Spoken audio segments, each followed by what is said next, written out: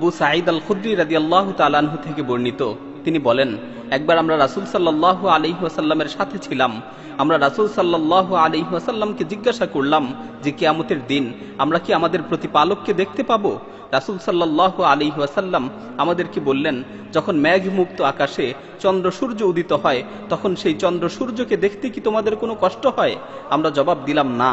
রাসূল সাল্লাল্লাহু আলাইহি ওয়াসাল্লাম বললেন, মেঘহীন আকাশে চন্দ্র সূর্যকে দেখতে যেমন তোমাদের কোনো কষ্ট হয় না, ঠিক তদ্রূপ সেদিন তোমাদের প্রতিপালককে দেখতেও তোমাদের কোনো কষ্ট হবে না। তারপর রাসূল সাল্লাল্লাহু আলাইহি ওয়াসাল্লাম আরো বললেন, কিয়ামতের কঠিন মুহূর্তে একজন ঘোষণাকারী সুউচ্চ কণ্ঠে ঘোষণা দিতে থাকবে, দুনিয়াতে তোমরা যে যার ইবাদত করতে আজকে সে তার সাথে যে একত্রিত হও। দুনিয়াতে তোমরা যে যার ইবাদত করতে আজকে সে তার সাথে যে মিলিত হও। এই ঘোষণার সাথে সাথে ক্রুশের ইবাদতকারীরা ক্রুশের কাছে চলে যাবে, মূর্তি পূজকরা মূর্তির কাছে চলে যাবে, তাগুতের অনুসারীরা তাগুতের কাছে চলে যাবে। অর্থাৎ প্রত্যেকেই দুনিয়াতে যে যার ইবাদত করত সে তার কাছে চলে যাবে। শুধুমাত্র মুমিন ব্যক্তিরাই বাকি থাকবে, তারা তাদের স্বস্থানে দাঁড়িয়ে থাকবে। সকলের সামনে জাহান্নামকে নিয়ে আসা হবে। অতঃপর ইহুদিদেরকে জিজ্ঞেস করা হবে, দুনিয়াতে তোমরা কার ইবাদত করতে? তারা বলবে, আমরা আল্লাহর সন্তান উজাইরের ইবাদত করতাম।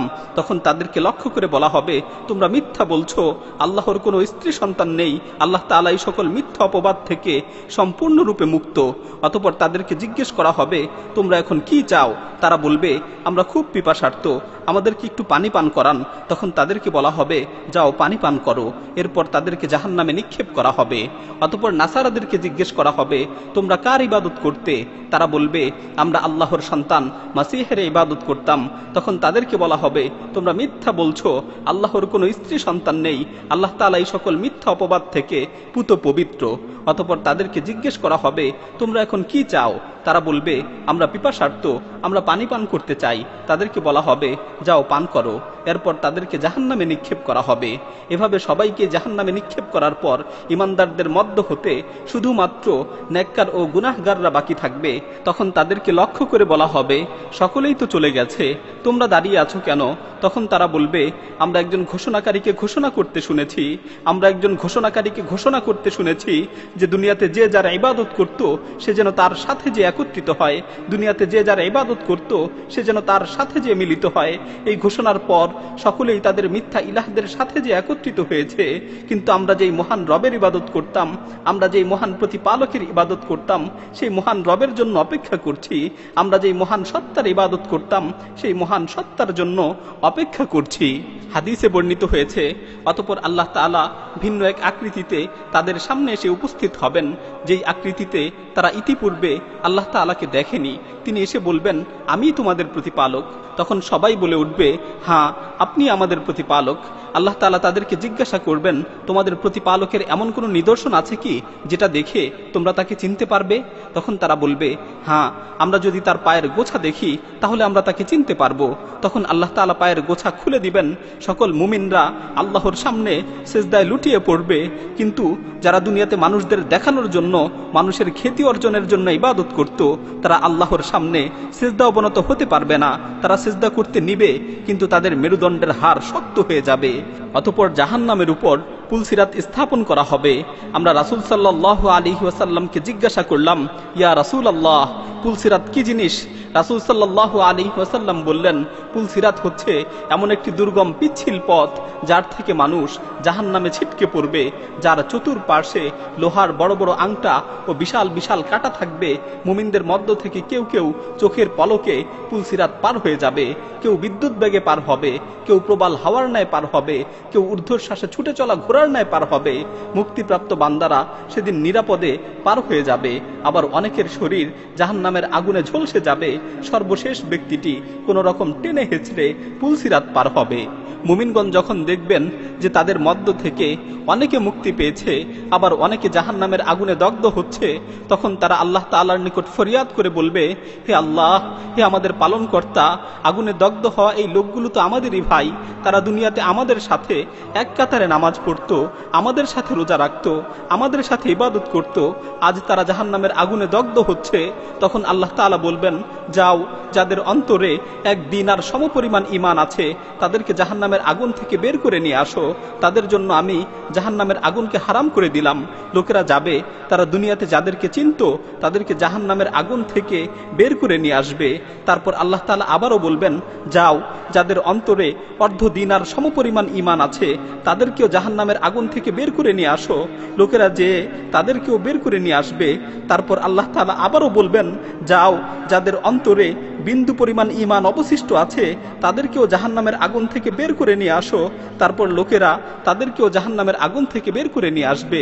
বর্ণনাকারী আবু সাঈদ আল খুদরি রাদিয়াল্লাহু তাআলা আনহু বলেন, তোমাদের কাছে যদি আমার এই কথাগুলো বিশ্বাস না হয় তাহলে আল্লাহ তাআলার আয়াত তেলাওয়াত করো, ইন্নাল্লাহা লা ইয়াযলিমু মিসকালা যাররাতিন ওয়া ইন তাকু হাসানাতান ইউদাইফহা। আল্লাহ তাআলা কারো উপর বিন্দু পরিমাণ জুলুম করেন না। যদি কারো সামান্য পরিমাণ সৎকর্ম হয় তাহলে আল্লাহ তাআলা তাকে দ্বিগুণ করে দেন। রাসূল সাল্লাল্লাহু আলাইহি ওয়াসাল্লাম বলেন, এরপর নবীগণ, ফেরেশতাগণ এবং ঈমানদারেরা সুপারিশ করবে। সকলের সুপারিশ যখন শেষ হয়ে যাবে তখন আল্লাহ তাআলা বলবেন, তোমরা সকলেই তো সুপারিশ করলে, এবার আমার সুপারিশের পালা। একথা বলে তিনি মুষ্টি ভরে জাহান্নাম থেকে এমন কিছু মানুষকে বের করে নিয়ে আসবেন যারা আগুনে জ্বলে পুড়ে কয়লায় পরিণত হয়ে গিয়েছে। তারপর তাদেরকে জান্নাতের সামনে অবস্থিত হায়াত নামক নদীতে গোসল করাবেন। গোসলের পর তারা আবারও সুঠাম দেহের অধিকারী হয়ে যাবে।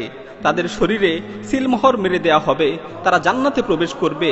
জান্নাতবাসীরা বলবে, হা উলাই উতাকাউর রহমান, এরা হচ্ছে আল্লাহর আজাদকৃত বান্দা যাদেরকে আল্লাহ তাআলা নিজ অনুগ্রহে কোনো ধরনের নেক আমল ছাড়া জান্নাতে প্রবেশ করিয়েছেন।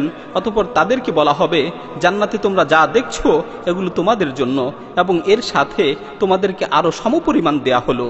আবু হুরায়রা রাদিয়াল্লাহু তাআলা আনহু থেকে বর্ণিত অপর এক হাদিস এসেছে, আল্লাহ তাআলা যখন বান্দাদের মাঝে সকল বিচার ফায়সালা শেষ করবেন এবং জাহান্নাম থেকে যাদেরকে মুক্তি দেয়ার তাদেরকে মুক্তি দিবেন, তখন ফেরেশতাদেরকে বলবেন, দুনিয়াতে যারা লা ইলাহা ইল্লাল্লাহের স্বীকৃতি দিত তাদের সকলকে জাহান্নাম থেকে বের করে নিয়ে আসো। ফেরেশতারা তাদের চেহারায় সিজদার নিদর্শনগুলো দেখে দেখে তাদেরকে জাহান্নাম থেকে বের করে নিয়ে আসবেন। জাহান্নামের আগুনে তাদের সমস্ত শরীর পুড়ে যাবে, শুধুমাত্র সিজদার স্থানগুলো সুরক্ষিত থাকবে। এরপর তাদেরকে আবে হায়াতের পানি দিয়ে গোসল করানো হবে। তারা পুনরায় সুঠাম দেহের অধিকারী হয়ে যাবে। পরিশেষে তাদের মধ্য থেকে একজন জাহান্নামে উপর হয়ে পড়ে থাকবে। জাহান্নামীদের মধ্য হতে সে হচ্ছে সর্বশেষ জান্নাতে প্রবেশকারী। সে আর্তনাদ করে বলবে, হে আমার রব, হে আমার পালনকর্তা, আমার চেহারাটাকে জাহান্নামের দিক থেকে একটু অন্যদিকে ঘুরিয়ে দিন, কেননা জাহান্নামের উত্তপ্ত হাওয়া আমাকে অস্থির করে তুলছে, আমার চেহারাটাকে ঝলসে দিচ্ছে। সে বারবার এই প্রার্থনা করতে থাকবে। তখন আল্লাহ তাআলা বলবেন, আমি যদি তোমার চেহারাটাকে জাহান্নামের দিক থেকে ঘুরিয়ে দেই তাহলে এরপর তুমি আমার কাছে আর কিছুই চাইবে না তো?